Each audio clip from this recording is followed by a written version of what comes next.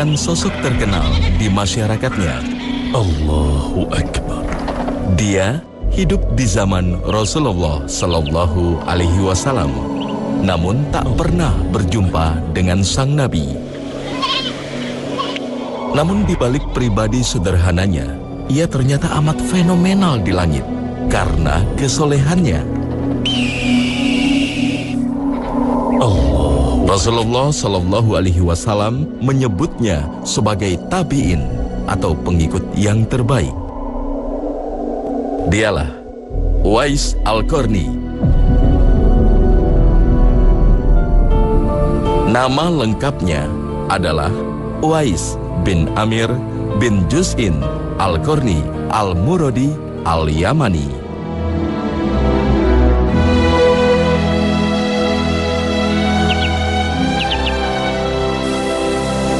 Ia berasal dari suku Qarn di Yaman yang berada di sebelah selatan Saudi Arabia. Tidak ada yang istimewa dari kehidupannya. Ia hanyalah orang biasa yang sehari-hari hanya berdagang dan menggembala unta.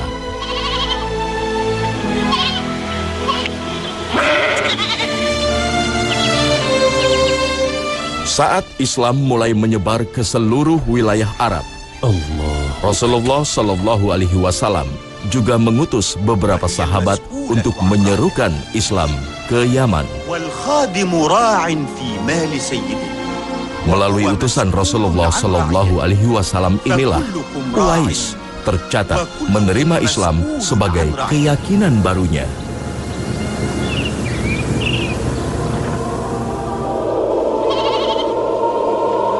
Kesungguhannya mempelajari Islam membuktikan kecintaannya terhadap agama yang dibawa Rasulullah Sallallahu Alaihi Wasallam.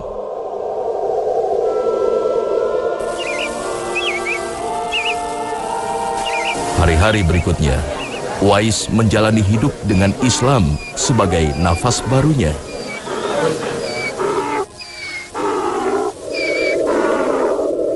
Meski terpisah ribuan kilometer dengan Rasulullah Sallallahu Alaihi Wasallam, ia selalu menunaikan sunnah nabinya. Jarak yang jauh antara dia dan Nabi tak menghilangkan hasratnya untuk bertemu Rasulullah Sallallahu Alaihi Wasallam. Ia bahkan ingin segera ke Madinah untuk menemani perjalanan jihad Rasulullah Sallallahu Alaihi Wasallam. Tapi ia harus menahan keinginan besarnya tersebut. هل جئت يا أويس؟ السلام عليك أمي. وعليك السلام. في بيتنا ضيف. قلت هناك ضيف؟ أجل يا أمي. أمي ضريرة لكنها ترى بقلبها. اسمه سليم. ألا تلقي التحية؟ السلام عليك. وعليك السلام سليم. Ibunda yang telah lanjut usia hanya bisa menggantungkan hidupnya pada sang putra tercinta, Uwais Al-Qarni. وهذا هو البساط لأجل أم أويس. سأعود من فوري ريثما تتحضرون للطعام. أمي لديها من القصص الطريفة الشيء الكثير. إنها امرأة عارفة. هل التقى أويس رسول الله؟ كلا، لم يسبق له أن غادر اليمن أبدا. لماذا ألا يقول إنه مفتون برسول الله؟ فما الذي يمنعه من الذهاب إلى يثرب للقائه؟ لأنه ليس لديه من يستودع عنده أمه العاجزة والضريرة خلال غيابه. Uwais memendam hasratnya dan memilih untuk membaktikan hidupnya pada sang ibu. Dengan penuh sabar dan cinta, Uwais merawat dan memenuhi keperluan ibunya. Ketika Allah menyampaikan agar seseorang berbakti pada kedua orang tuanya, tapi jasa yang disebut hanya jasa ibu. Padahal orang tua adalah ayah dan ibu, tapi yang disebut hanya jasa ibu. Hamalathu ummuhu kurha, wada'athu kurha, wa hamluhu wa fisaluhu 30 syahra. Semua jasa ibu. Ibunya hamil dalam keadaan susah payah, melahirkan pun susah payah. Dari mulai dia hamil hingga menyapih susuan 30 bulan lama, semua jasa ibu. Dari hamil, melahirkan, hingga menyusui 2 tahun sempurna hingga sampai disapih susuan itu. Begitu luar biasa. Itulah mengapa dalam Islam Nabi menempatkan ibu 3 kali di atas ayah. Dan siapapun yang masih memiliki ibu terutama, tentu juga orang tua kita adalah ayah kita, maka jadikan itu sebagai sebuah pintu kemuliaan, sebagaimana pintu ini telah dimasuki oleh seorang Uwais Al-Qarni rahimahullah, sehingga dia berhak menyandang sebutan khairut tabi'in, orang tabi'in yang terbaik. Sang bunda yang mengetahui keinginan anaknya akhirnya merestui Uwais untuk bertatap wajah dengan Rasulullah sallallahu alaihi wasallam. جزيل شكري لك. هذا يكفي. هذا يكفي. Dengan bekal seadanya, Uwais pun segera berangkat menemui sang Rasul yang amat dirindukannya. أيكفيك قرص واحد نعم في يكفي سفرك؟ ويزيد. أويس، اسمع جيدا ما أقوله لك.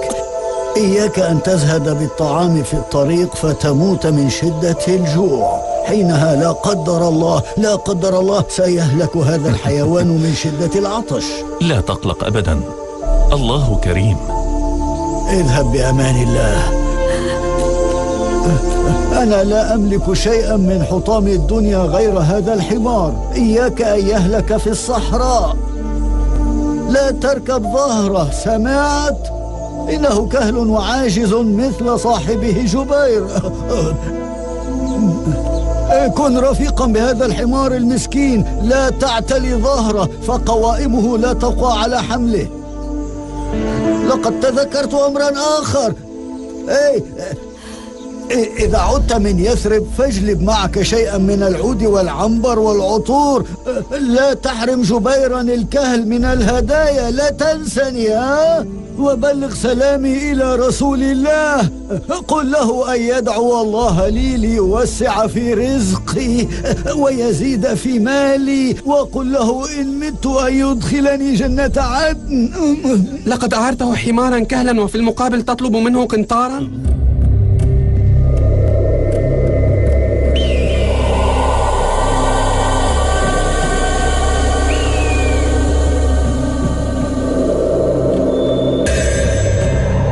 Kecintaannya pada sang Nabi membuatnya mampu mengalahkan sulitnya perjalanan yang ia lalui.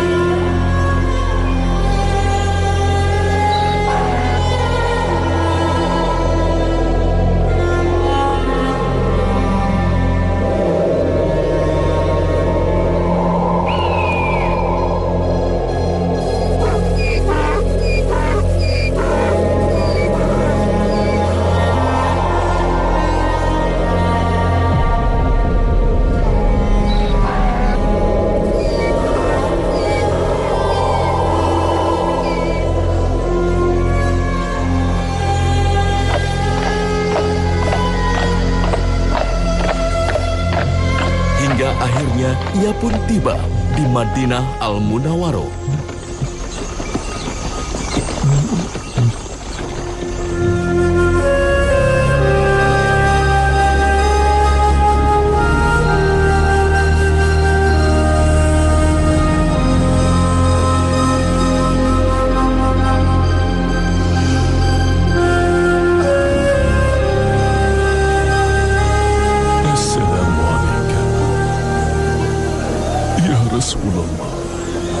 ليس موجودا. أباق أنت؟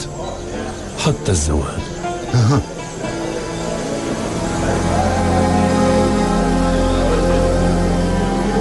Harapannya untuk bertemu dengan sang Rasul hilang seketika.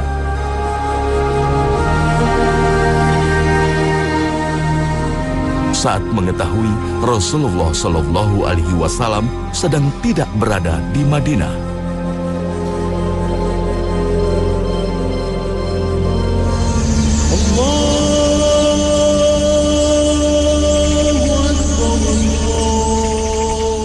Uwais pun harus bergegas pulang ke Yaman untuk kembali membaktikan diri pada ibundanya.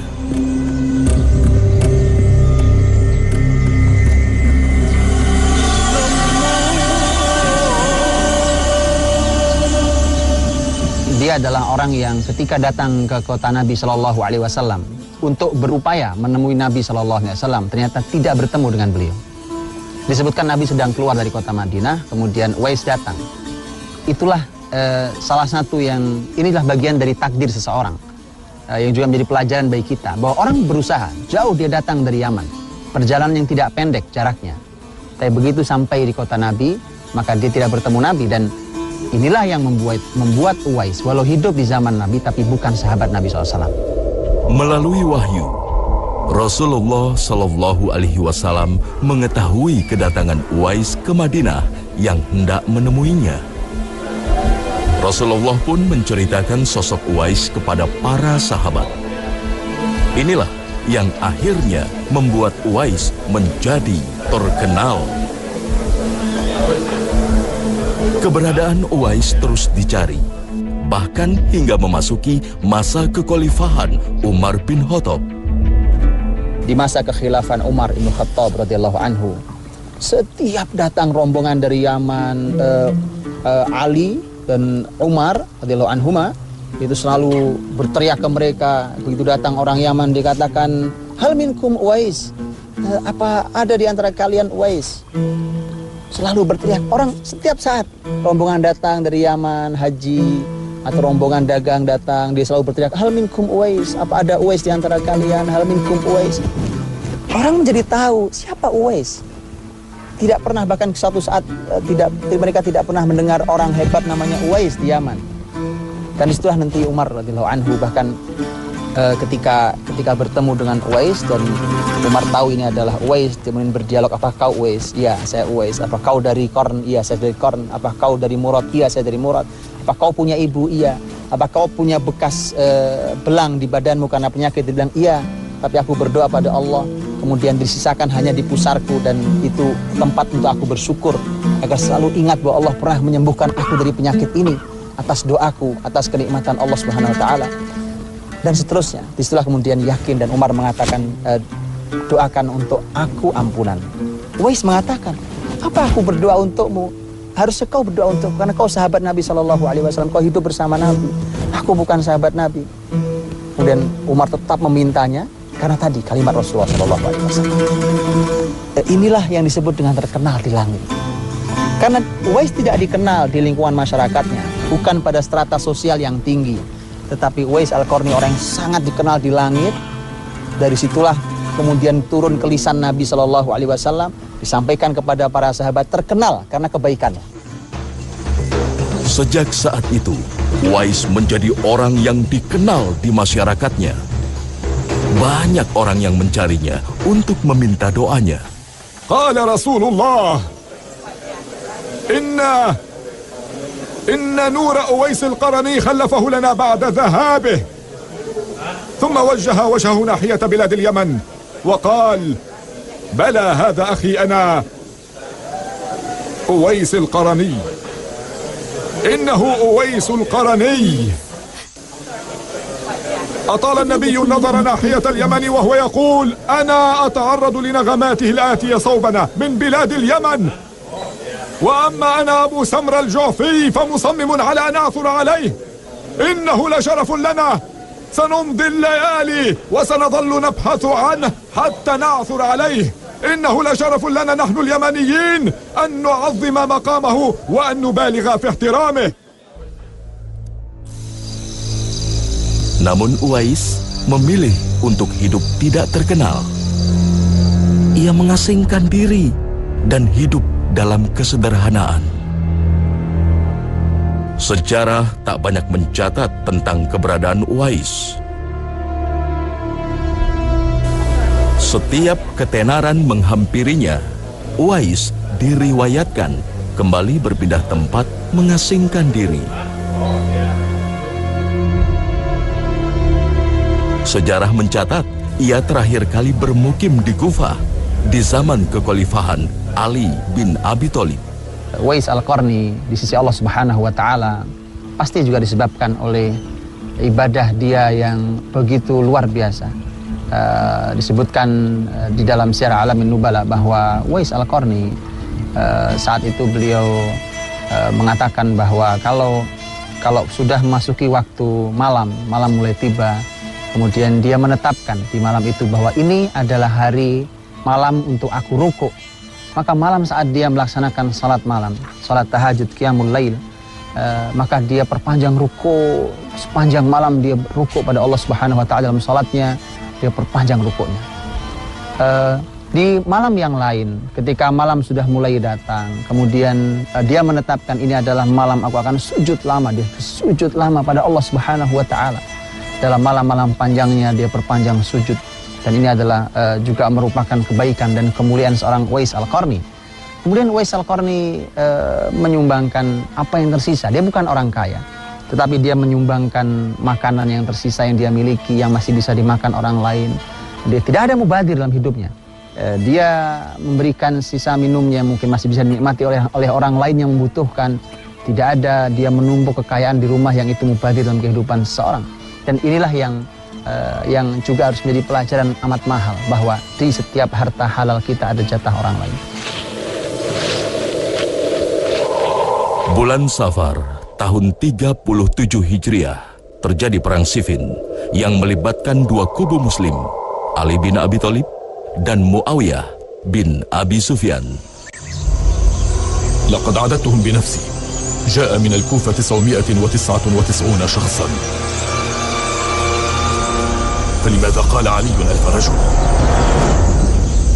هل كان يقصد 1000 رجل حقا؟ أم إنه مجرد تعبير؟ ما الذي تريد أن تقوله يا ابن نصر؟ 1000 رجل. إن كانوا قد حضروا باستثناء واحد منهم، فالرجل المتبقي ب1000 رجل.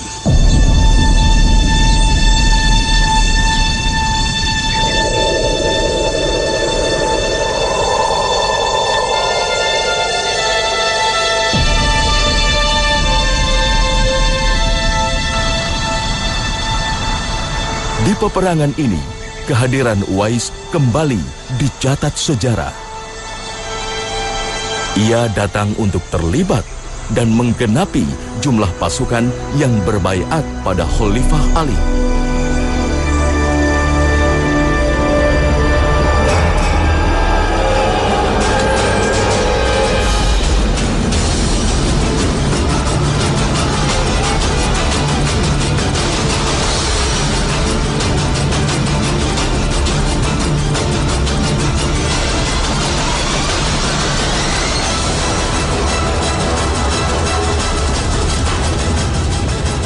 Peperangan ini, Uwais Al-Qarni menemui ajalnya sebagai seorang yang syahid.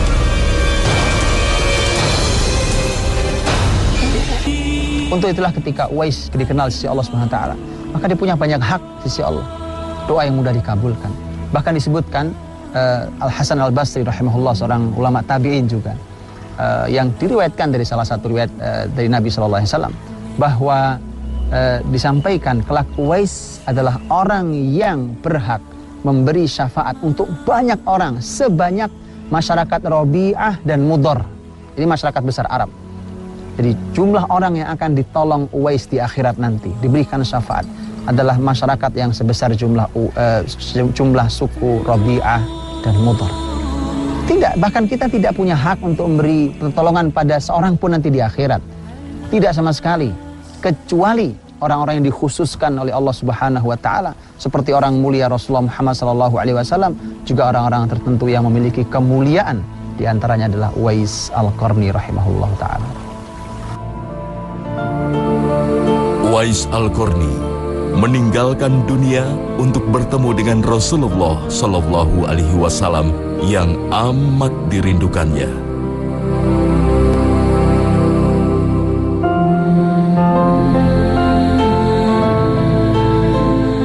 Kesolehannya yang diperbincangkan di langit terdengar sampai ke telinga bumi hingga saat ini.